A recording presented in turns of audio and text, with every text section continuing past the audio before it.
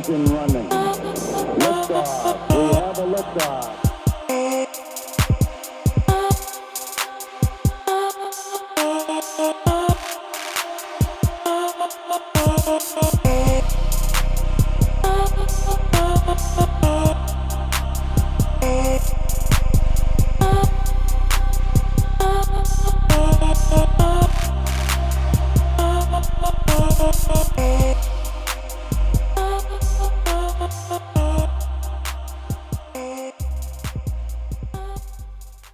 Hey guys, what's going on? Coach Dan here. So in this video, I want to go over a match I had a few years ago where I hit a bunch of cool throws and takedowns in it in a tournament I was competing in. Also, as a side note, this is the weirdest tournament I've ever competed in or ever coached in. It was just organized weird. The mat space is very small. I think there was only like 2 or 3 mat spaces going on. I mean, it was an in-house tournament, so I guess I understand that, but it was just odd. And when I signed up for it, the guy who was running the tournament, he asked me what your experience level is, and I think I was said 7 years or something at that point. He's like, "Oh, okay. Well, you're gonna have some inexperienced guys in your bracket. Could you take it easy on them?" And I was like, "But all right, I guess. I mean, that's kind of weird. That's a weird thing to ask of somebody, and it's weird you would not have anybody else experience." So in this video, this guy was a little bit more experienced. I had another match with a guy who was a beginner, and that was pretty weird. But this one, since he asked me, I just decided, screw it, I'll just practice my takedowns in this match, and I'll just take him down and see what I can do and hold him off for as long as I can. But it was kind of odd. I took this guy down. I was with some pretty cool throws. He just kept getting up. And I took him down again. He just kept getting up. So I was happy that he wanted to wrestle and do some judo with me. But it didn't fare well for him, as you can see in a moment. All right, for this first clip here, my opponent has an underhook, but I have a pretty strong overhook. And he is really pushing into me, and he's leaning his weight over his toes, which is leaving him open for a hip throw. And I'm able to hit, I guess this is like an Uchimata throw. I didn't get a lot of elevation on that, but that's all right. I had to put my left hand on the mat for balance, but I was able to get the takedown and establish top position because of his weight distribution was over his toes at that point. So on the second throw here, it's very similar to the first one. It's going to be an Uchimata, and as you can see, he once again has that underhook, and I have the overhook. I fake for a foot sweep right here. He's once again pushing into me very hard, and his weight's over his toes, which is not good.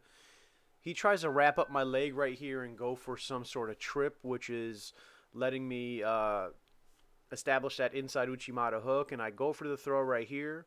I should have brought my left leg in closer to his body, and I should have extended my leg as opposed to wrapped it up, but I was still able to get this trip takedown because of his balance, and his weight was over his toes once again. So it's very similar to the first one, almost exactly. But I was able to establish top control once again and hit this throw. All right, in this clip, Homeboy decides to wrestle and try to get up. I think he likes getting thrown for some reason. I don't know, but I'm okay with that.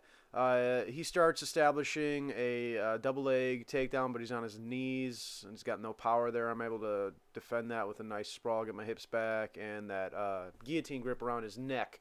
As we start standing and getting to our feet, I still got that arm around the neck, but his left arm is way up there by my shoulder, so that lets me get my right arm underneath his armpit and across his back for a very strong seatbelt grip. Whenever I'm able to hit this grip on somebody, a hip throw is going to be coming right here. He's got his arm around my head instead of around my arm with the whizzer. So I'm able to just step my hip in and hit an ukigoshi hip throw right here. That's a half hip throw. And he's got long legs, so he's able to post his right leg out and not get thrown all the way over, but that's all right. I'm still able to establish this takedown. I like putting my left hand on the mat, apparently. I got to stop doing that. I get that takedown and establish top control once again. So this was an ukigoshi hip throw, and I was able to hit this because I had a deep, deep underhook around his back, and he was not defending with an overhook.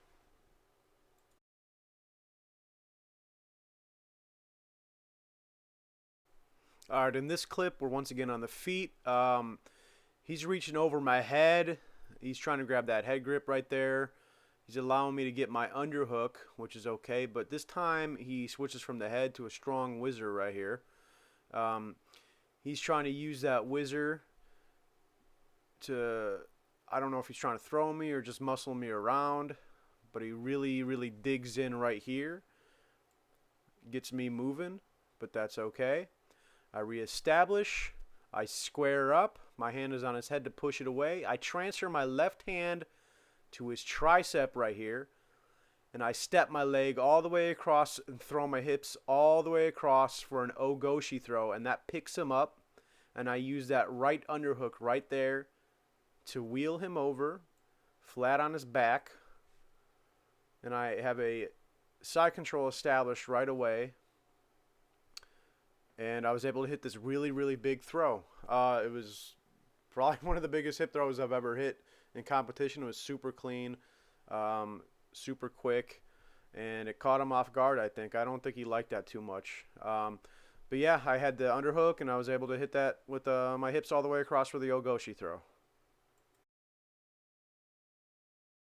All right, in this clip, it's not really a hip throw, but in the famous words of Nate Diaz, "Oh, you're a wrestler now."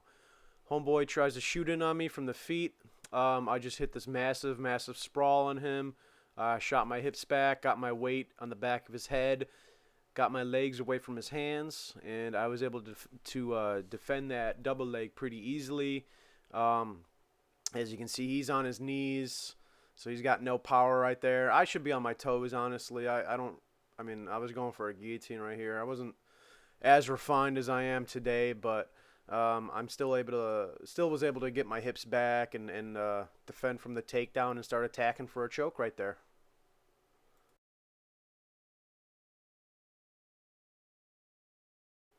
All right, for this last takedown here, we're once again on our feet, wrestling a bit.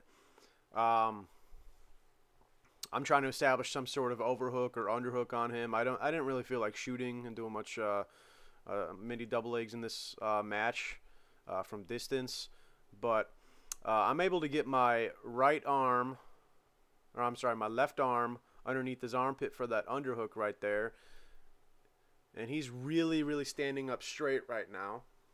He's sticking his left leg out here, so I'm looking at that right there with my right hand, and I'm gonna go for a knee tap right here. And the way I'm gonna establish that is I'm gonna be leaning onto his left arm right there and using my left underhook to just trying to push him back and turn him to his left, my right, putting his weight on that foot.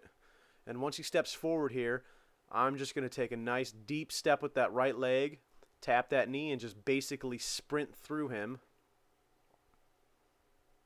and hit a very, very big knee tap takedown.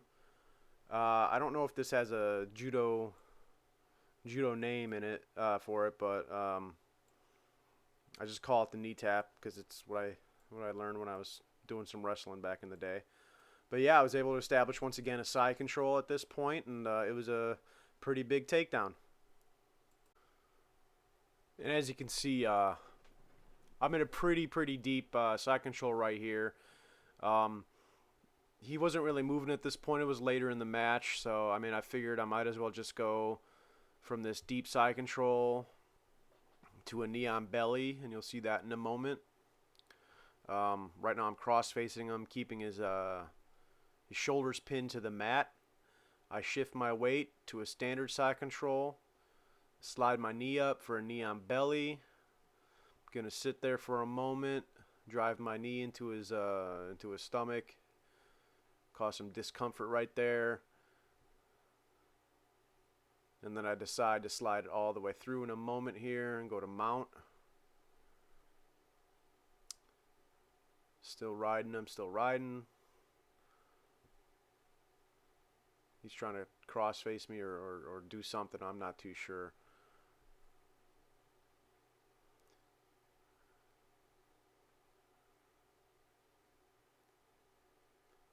We're still fighting, still riding. Right here, I shift all the way through to mount. And this is all established from that knee tap takedown. I was able to hit a really hard knee tap, get to side control, knee and belly, and then finally mount.